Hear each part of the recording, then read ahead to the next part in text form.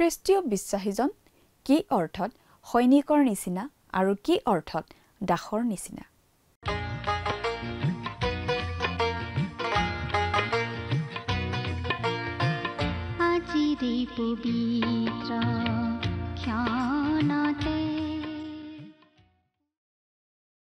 নমস্কাৰ, আমাৰ ভক্তিবচন অনুষ্ঠানলৈ আপোনাক স্বাগতম জনাইছো। খ্ৰীষ্টীয় বিশ্বাসী লোকসকলৰ বাবে বিশেষভাৱে প্ৰস্তুত কৰা এই ভক্তিবচন অনুষ্ঠানটো হৈছে বাইবেল অধ্যয়নৰ ধাৰাবাহিক অসমীয়া অনুষ্ঠান। বাইবেলৰ গোটেই ৬৬খন পুস্তকৰে আমি ইয়াত অধ্যয়ন কৰিম। এই অনুষ্ঠানটো নিয়মিতভাৱে শুনি থাকিলে আমাৰ দৰ্শকসকলে গোটেইখন বাইবেল চোৱাৰ আৰু বুজি পোৱাৰ এটা সুযোগ পাব।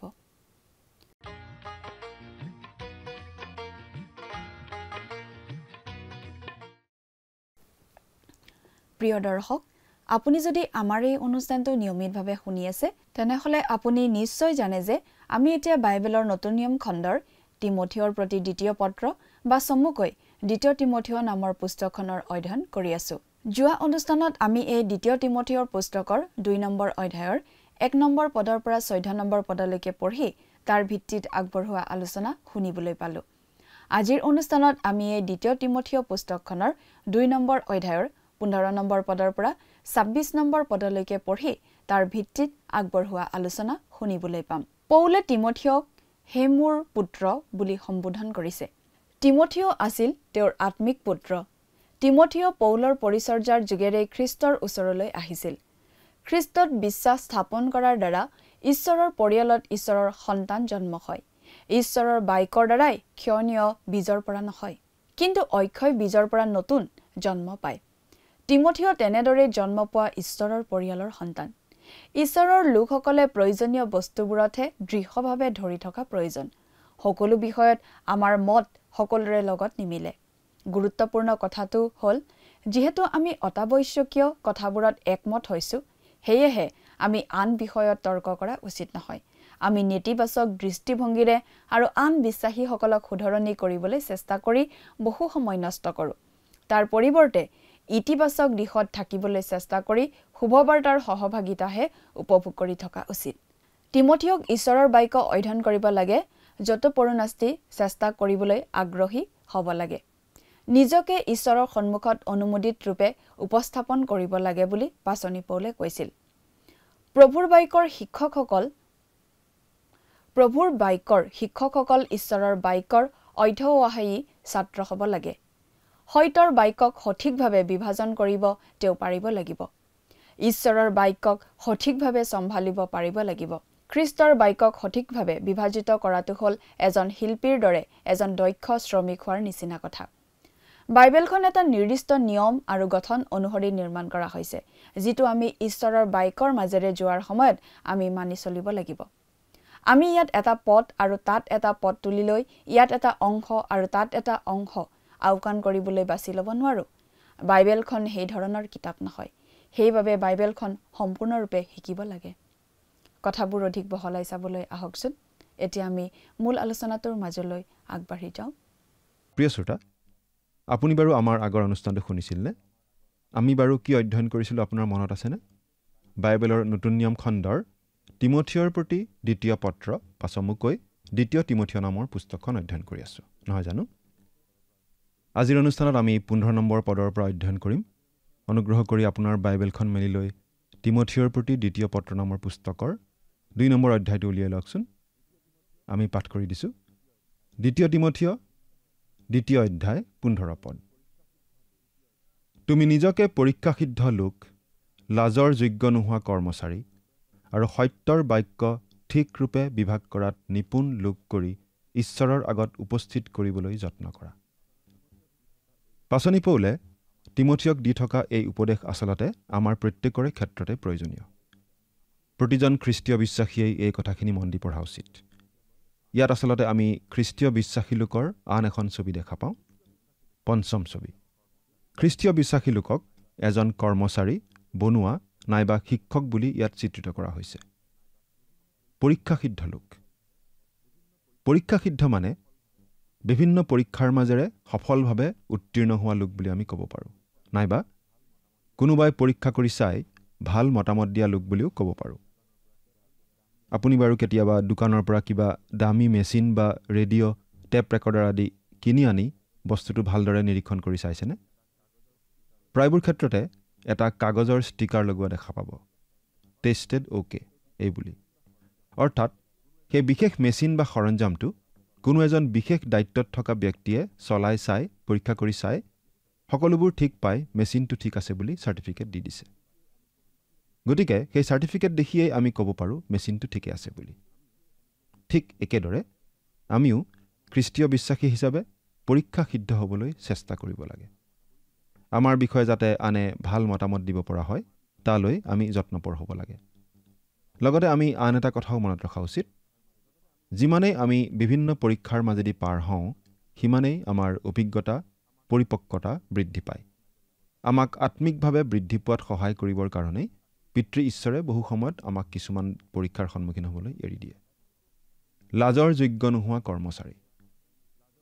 পাচনি পৌলে তিমথিয়ক সচেতন কৰি দিছে, তেওঁ যেন লাজৰ যোগ্য নোহোৱা কৰ্মচাৰী হয়। কৰ্মচাৰী এজন কেতিয়া লাজৰ যোগ্য হয় বাৰু? কামত গাফিলতি কৰা কৰ্মচাৰীয়ে লাজ পায়। সময়মতে কাম কৰিব নোৱাৰা কৰ্মচাৰীয়েও লাজ পাবলগীয়া হয়। ভুলকৈ কাম কৰা কৰ্মচাৰীয়েও লাজ পাব লগা হয়। কিন্তু নাজানি কৰা ভুলৰ বাবে যিমান লাজ পাবলগীয়া হয়, গাফিলতি কৰা কৰ্মচাৰীয়ে অধিক লাজ পাবলগীয়া হয়। আনহাতে কোনো কৰ্মচাৰী যদি সুদক্ষ হয়, বিশ্বাসী হয়, নিষ্ঠাৱান হয়, ওপৰৱালাই কৰিব দিয়া কাম সময়মতে অতি নিয়াৰিকৈ কৰে, তেনে কৰ্মচাৰীয়ে কেতিয়াও লাজ পাবলগীয়া নহয়।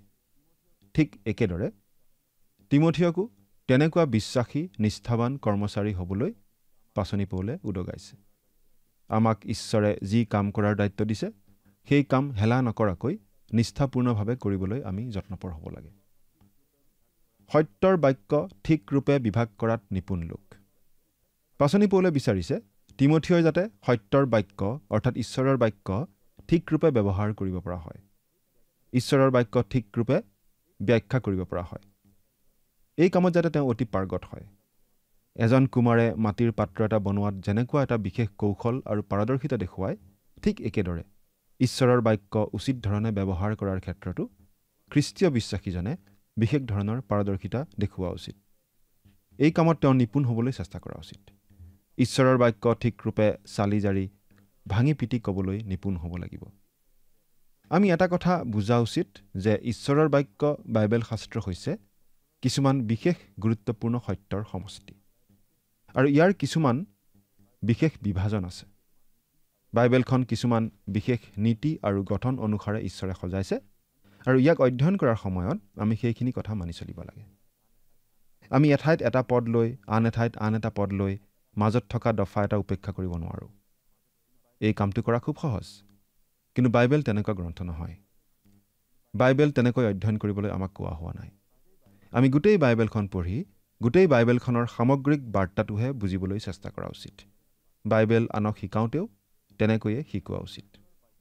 ঈশ্বৰৰ বাক্য ঠিকমতে বিভক্ত কৰোঁতে আচলতে বাৰু আমি কি কৰোঁ? উদাহৰণস্বৰূপে আমি এটা কথা আঙুলিয়াব পাৰোঁ। বাইবেলত বেলেগ বেলেগ কালৰ কথা পাওঁ। এই বেলেগ বেলেগ কালত ঈশ্বৰে মানুহৰ লগত বেলেগ বেলেগ ধৰণে ব্যৱহাৰ কৰিছিল, কিন্তু পৰিত্ৰাণৰ মূল ভেটিটো একেই আছিল। খ্ৰীষ্টই নিজ মৃত্যুৰ দ্বাৰা মানুহ আৰু ঈশ্বৰৰ মাজত মিলন আনিলে, আৰু সেই কথাটো বিশ্বাস কৰি মানুহে যীচুক পৰিত্ৰাতা বুলি গ্ৰহণ কৰি পৰিত্ৰাণ লাভ কৰে।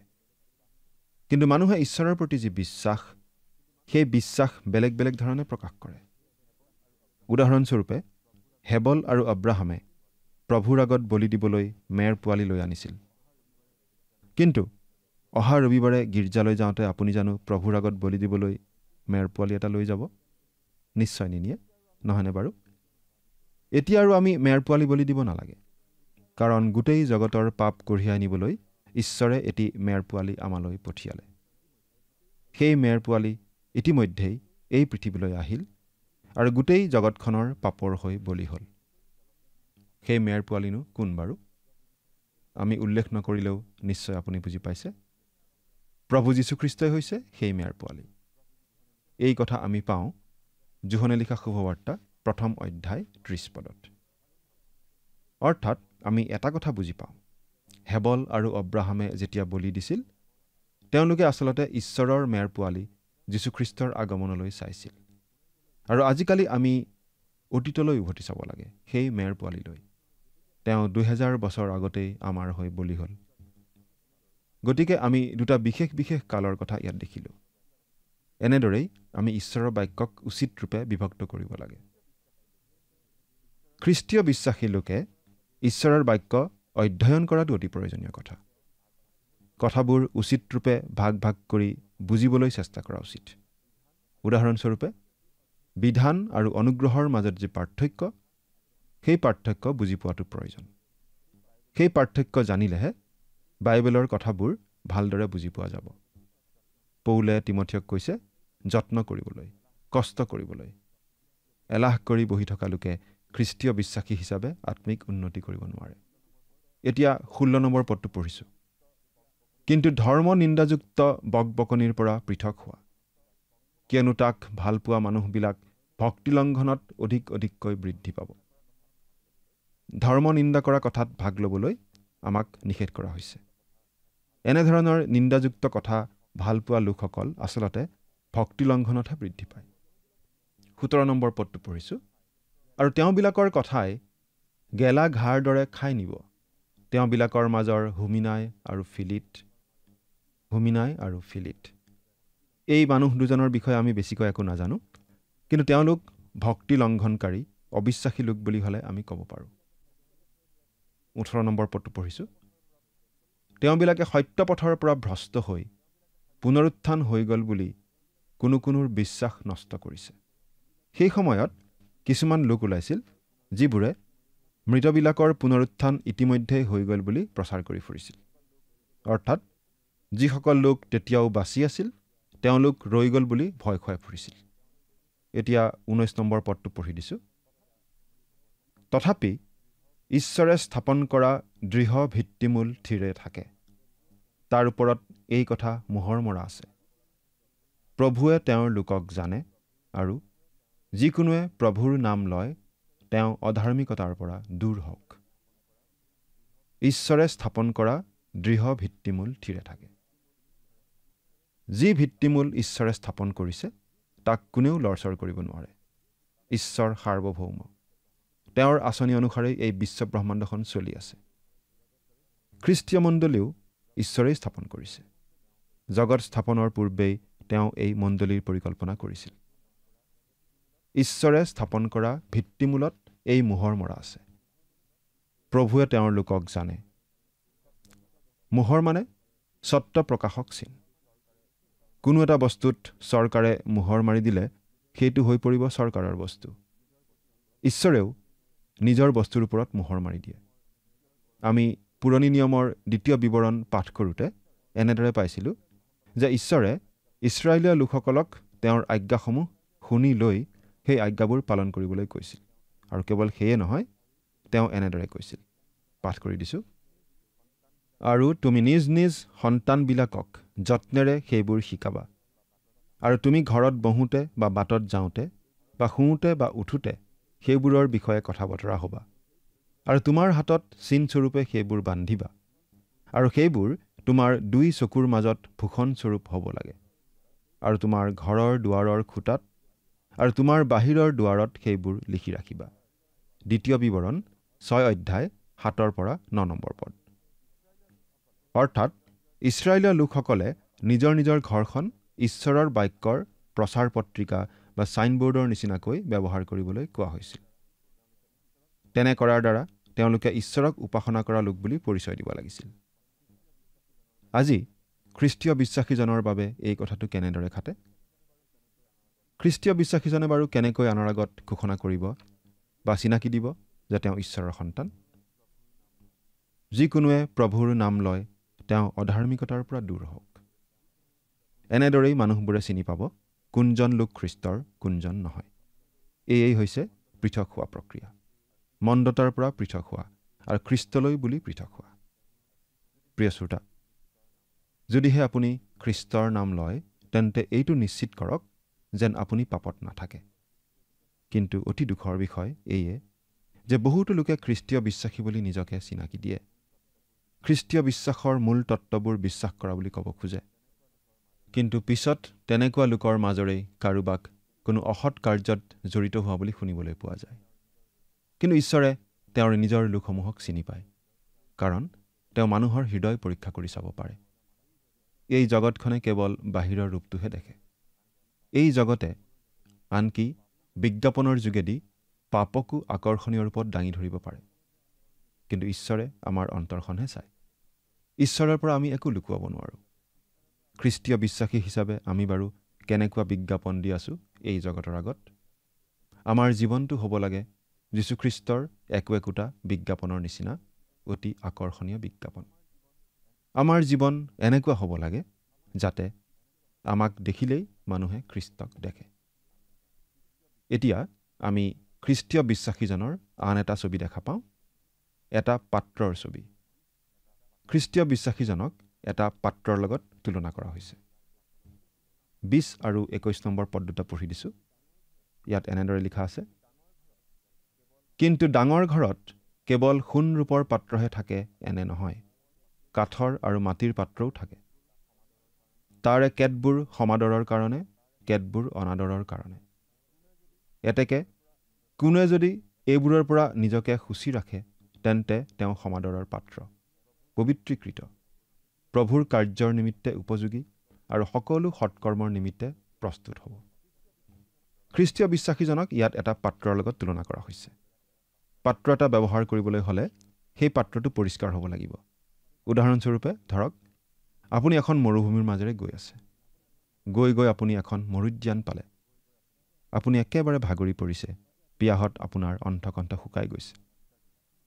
তাতে আপুনি দুটা গিলাচ পালে, এটা সোণৰ গিলাচ, খুব ধুনীয়া কাৰুকাৰ্য কৰা সোণৰ গিলাচ, কিন্তু গিলাচটো অতি লেতেৰা। লগতে আপুনি আন এটা গিলাচ পালে, গিলাচটো ফাটি গৈছে, অতি সাধাৰণ ষ্টীলৰ গিলাচ, কোনোমতে পানী খাব পাৰি, কিন্তু গিলাচটো অতি পৰিষ্কাৰ। আপুনি বাৰু কোনটো গিলাচেৰে পানী খাব? ভাবি চাওকচোন। উত্তৰটো আমি সকলোৱে জানো। আমি সাধাৰণ গিলাচ হ'লেও পৰিষ্কাৰ গিলাচটো লৈহে পানী খাম। আমাৰ প্ৰখৰ বুদ্ধি থাকিব পাৰে, আমাৰ নানা ধৰণৰ প্ৰতিভা থাকিব পাৰে, তাৰ বাবে ঈশ্বৰে আমাক নিশ্চয় ভাল পাব। কিন্তু ঈশ্বৰেও পৰিষ্কাৰ গিলাচে, পৰিষ্কাৰ পাত্ৰহে ব্যৱহাৰ কৰিব। তেওঁ লেতেৰা পাত্ৰ ব্যৱহাৰ নকৰে। আপোনাৰ বোধকৰো মনত আছে, যোহনে লিখা শুভবাৰ্তাৰ 2 অধ্যায়ত আমি পাইছিলোঁ, কান্না নগৰত এখন বিয়াত প্ৰভু যীশুৱে পানীক দ্ৰাক্ষাৰসত পৰিণত কৰিছিল।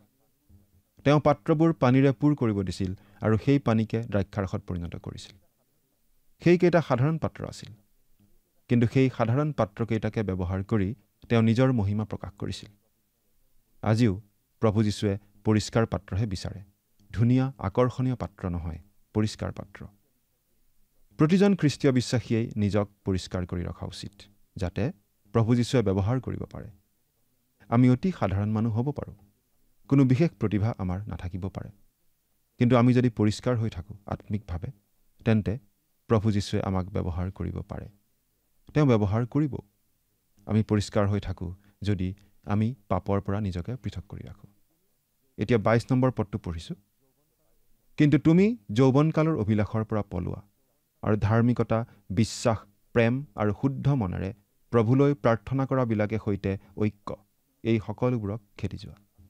আমি নিজকে পৰিষ্কাৰ কৰি ৰাখিবলৈ হ'লে যৌৱনকালৰ অভিলাষবোৰৰ পৰা আঁতৰি থাকিব লাগিব।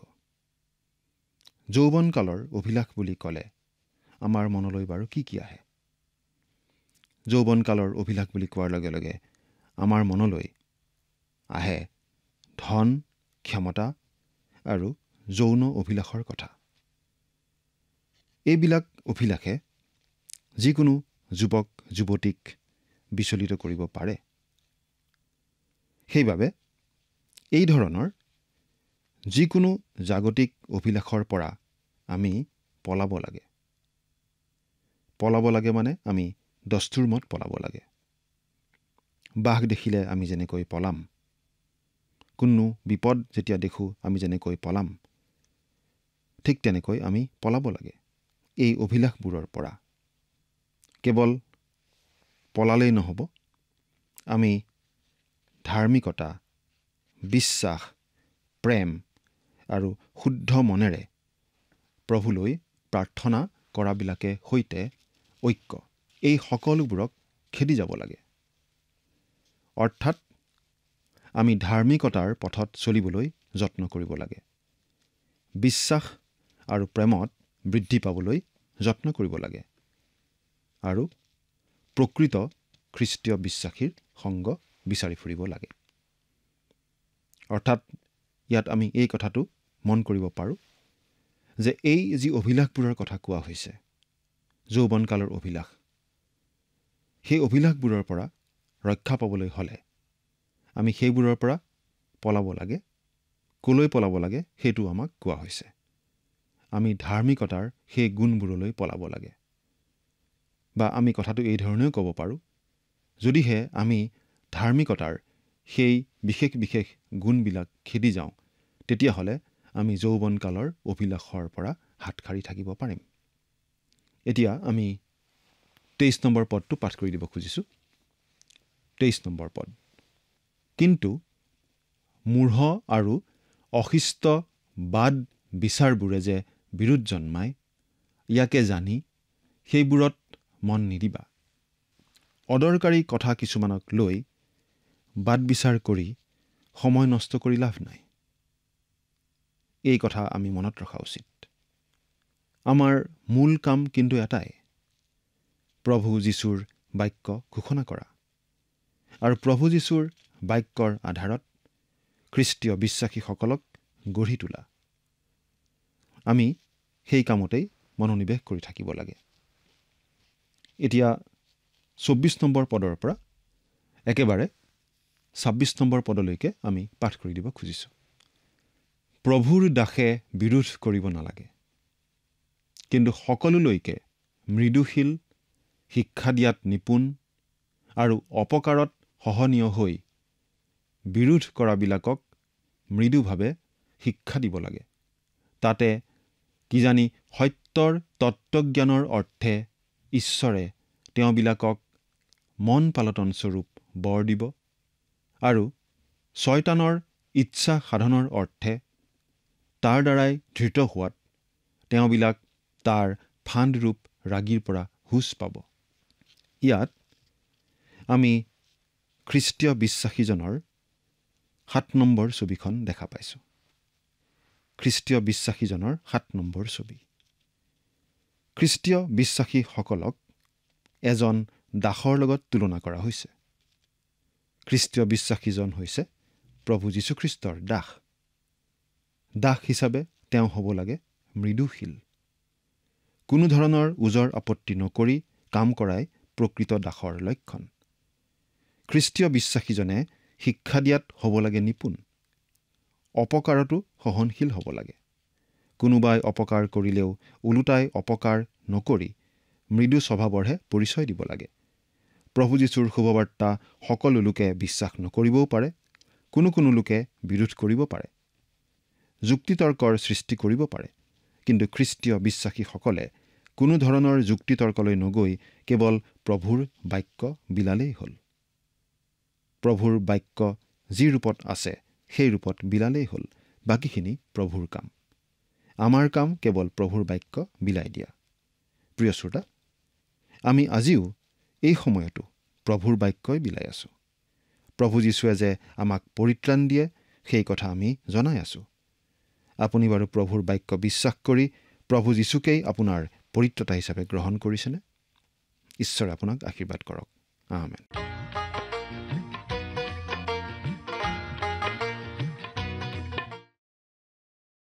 খ্ৰীষ্টীয় বিশ্বাসীজন এজন দাসৰ দৰে আৰু তেওঁ সকলো মানুহৰ প্ৰতি কোমল হ'ব লাগে। বিশ্বাসীজনে সৈনিকৰ নিচিনা যুদ্ধও কৰিব লাগে, কিন্তু দাসজনে যুঁজিব নালাগে। যেতিয়া আমি সত্যৰ পক্ষত থিয় দিওঁ, তেতিয়া আমি নিশ্চিত হ'ব লাগে যে আমি সত্যত আছোঁ আৰু আমি ক'ত থিয় দি আছোঁ সেই কথা মানুহক জনাব লাগে। সত্যৰ ক্ষেত্ৰত আমি কাপুৰুষ হ'ব নালাগিব। বহুতে মৌনতাই উত্তম বুলি কয় যদিও কেতিয়াবা সত্যৰ পক্ষত থিয় দিবৰ বাবে মুখেৰে মাতিব লগা হ'ব পাৰে। অৱশ্যে আমাৰ বিৰোধিতা কৰা সকলক আমি নম্ৰতাৰে শিক্ষা দিব লাগিব। তৰ্ক কৰি লাভ নাই। ঈশ্বৰৰ বাক্য জনোৱাটোহে আমাৰ কাম। প্ৰিয় দৰ্শক, আজিলৈ আমাৰ এই অধ্যয়নৰ সামৰণি মাৰিছোঁ। পৰৱৰ্তী অনুষ্ঠানত আপোনালোকক পুনৰ লগ পাম বুলি আশা ৰাখিলোঁ। সামৰণিতে আহকচোন খন্তেক প্ৰাৰ্থনাত মূৰ দিওঁ। স্বৰ্গত থকা অতি মৰমীয়াল দয়ালু পিতৃ ঈশ্বৰ, ধন্য হওক প্ৰভু তোমাৰ নাম। দয়ালু মৰমীয়াল পিতৃ ঈশ্বৰ, সময়তে প্ৰাৰ্থনা কৰিছোঁ তোমাৰ চৰণত। প্ৰভু, আজি আমি তোমাৰ যি বাক্য অধ্যয়ন কৰিলোঁ আৰু যিমানবিলাক প্ৰভু আমাৰ দৰ্শকসকলে এই অনুষ্ঠানটি চাই আছে, তুমি প্ৰতিজনৰ ওপৰত তোমাৰ আশীৰ্বাদ আৰু অনুগ্ৰহ প্ৰভু তুমি দান কৰিবা। যি শিক্ষা প্ৰভু আজি আমি প্ৰত্যেকে পালোঁ, এই শিক্ষা যাতে আমি আমাৰ জীৱনত প্ৰভু ব্যৱহাৰ কৰিব পাৰিম আৰু লগতে প্ৰভু আমি আনক যাতে সহায় কৰিবলৈ পাৰিম, তেনে আশীৰ্বাদ প্ৰভু তুমি দান কৰিবা। আৰু কোনোবা যদি প্ৰভু অসহায় অৱস্থাত আছে, কোনোবা যদি প্ৰভু কষ্টত আছে, তেওঁলোকৰ যাতে আমি প্ৰভু মাত দিবলৈ পাৰিম আৰু সহায়ৰ হাত যাতে তেওঁলোকক প্ৰভু আগবঢ়াবলৈ পাৰিম, তেনে প্ৰভু তুমি আশীৰ্বাদ কৰিবা। আৰু প্ৰভু যিসকল দৰ্শকসকল আছে, তেওঁলোকৰ যি প্ৰয়োজনবিলাক আছে সকলো প্ৰভু তুমি জানা আৰু সেই সকলো প্ৰয়োজনবোৰ তেওঁলোকক প্ৰভু তুমি পূৰণ কৰিবা। এই সকলো যাচনা মহান ত্ৰাণকৰ্তা প্ৰভু যীশুখ্ৰীষ্টৰ নামত অৰ্পণ কৰিছোঁ। আমেন।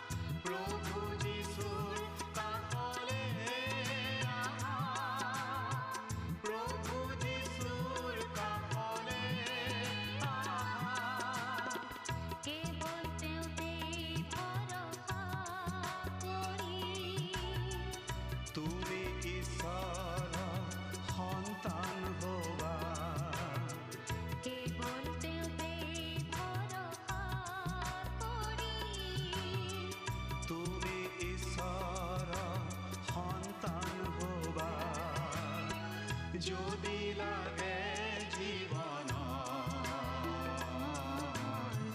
পৰিপূৰ্ণতা।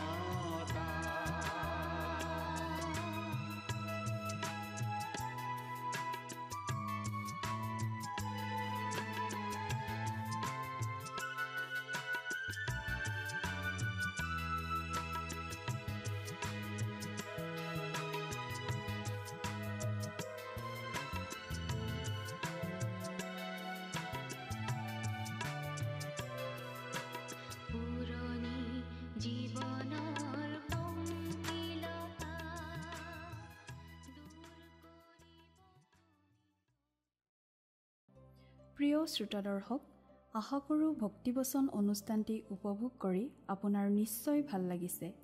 এই বিষয়ে আপোনাৰ মতামত জানিব পাৰিলে আমি নথৈ আনন্দিত হ'ম। আপোনাৰ যদি আমাৰ এই অনুষ্ঠানটি উপভোগ কৰি ভাল লাগিছে, তেন্তে অনুগ্ৰহ কৰি আমালৈ এটি মিছ কল দিয়কচোন। আপোনাৰ এটা মিছ কল আমাৰ বাবে অতি মূল্যৱান। প্ৰতিটো মিছ কল দিয়া সকলৰ মাজৰ পৰা এজন বিশেষ দৰ্শকক বাছি লৈ সপ্তাহৰ শেষত পুৰস্কৃতও কৰা হ'ব। মিছ কল দিয়া নম্বৰটো হৈছে 0444908125। আপোনাৰ যদি কিবা প্ৰাৰ্থনাৰ বিষয় থাকে বা অধিক জানিবলৈ ইচ্ছা কৰে, তেন্তে টেলিফোনৰ মাধ্যমেৰেও আমাক যোগাযোগ কৰিব পাৰে। আমাৰ টেলিফোন নম্বৰটো হৈছে 7429840242। আপুনি আমালৈ ইমেইল অথবা পত্ৰযোগেও যোগাযোগ কৰিব পাৰে। তাৰ বাবে আমাৰ ইমেইল ID আৰু পোষ্টেল এড্ৰেছটো টিভি পৰ্দাত চাই লওকচোন।